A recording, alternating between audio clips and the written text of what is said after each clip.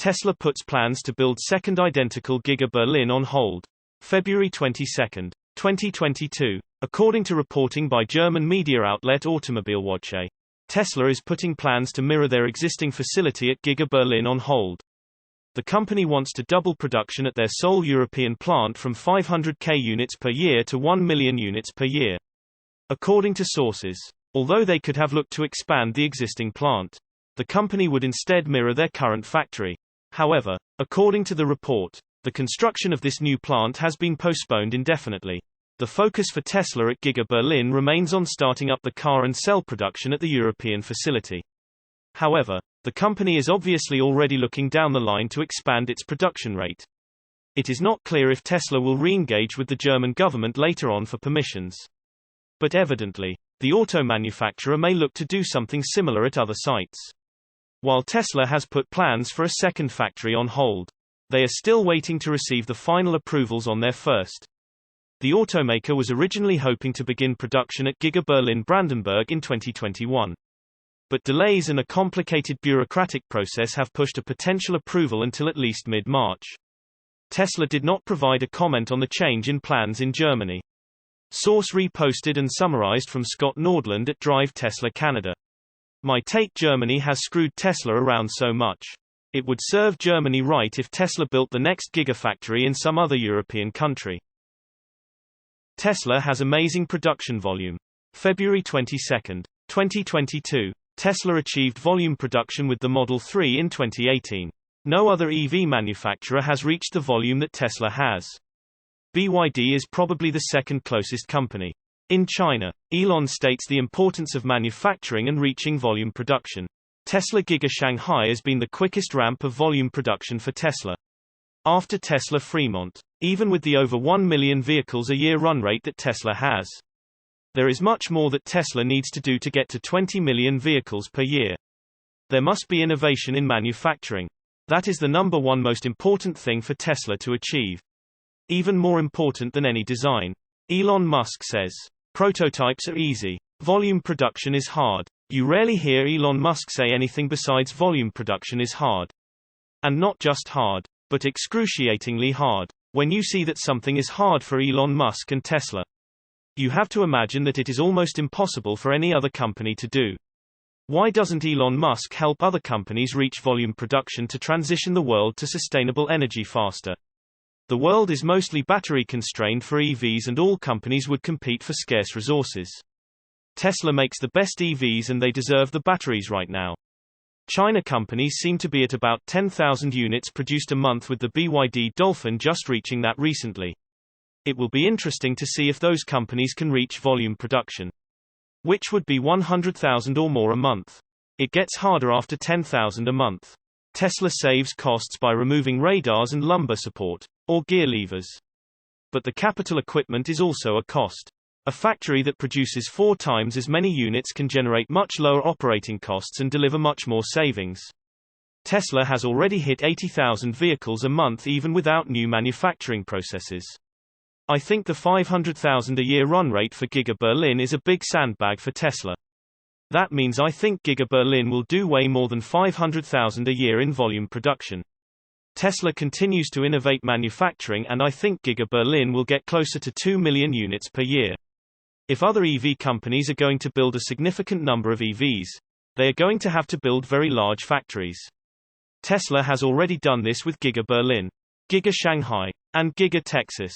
They have these factories built and have a huge head start and already have a huge manufacturing and technology lead.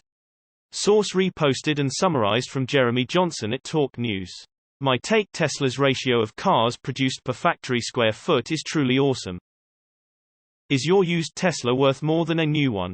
February 22, 2022. According to a study by several car sales platforms in China, used Tesla Model Y prices are higher than the original purchase price. Now owners can get about $3,800 more than what they paid. The vast majority of Tesla Model Y vehicles listed for sale on several online used car platforms in China are priced above $47,000. That is about $3,800 more than what their owners originally paid at purchase. The only used BEVs in our store right now are Tesla vehicles. And they are selling like hotcakes. basically selling one for every one that comes in. China Business Journal quoted a used car dealer. The data shows that consumer perceptions of used BEVs vary, with Tesla cars being popular and priced above their original cost. The price of a Tesla Model Y was about RMB $276,000 in September 2021. But because you now need to wait about half a year to get a new car delivered, the price of a used car has now gone up to slightly more than RMB $300,000. The report quoted a used car dealer in Shanghai as saying, adding that we are getting used cars at a higher price than new cars. Tesla cars are highly popular, but the company's production capacity has not yet been able to cope with the growing demand. This leads to queues in order execution, which means that customers cannot receive the car as quickly as they would like. That is why many are willing to pay more for a used car. But get the long-awaited Model Y right away. Source reposted and summarized from Eva Fox at Tasmanian. My take in the world of cars.